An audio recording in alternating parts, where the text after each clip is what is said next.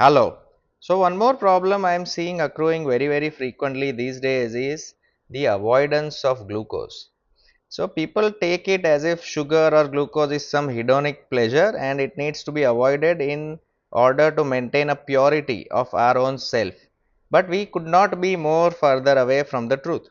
So, glucose, rather than just being an hedonic pleasure, it's also a bare minimum for few organs. And guess which are those few organs? Your brain, your red blood cells, which are the primary supplier of oxygen, the renal medulla, which regulates a lot of other homeostatic mechanisms, and a few more.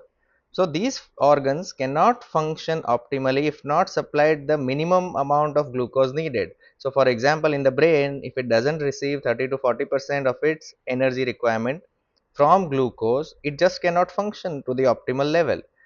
When you don't eat glucose that frequently, the brain goes in a brain fog, it refuses to function optimally. You'll have some cognitive blockages, you might not be able to think or respond as quickly. So rather than discarding glucose or sugar completely as a hedonic pleasure, we need to titrate and moderate it. So, as very rightly said by someone, I'm just quoting him again, that protein is becoming the new sugar, and people are forgetting that sugar itself is a very important and non replaceable part of our body's energy source. So, beware when the next time you choose to avoid or refuse sugars completely. Bye bye.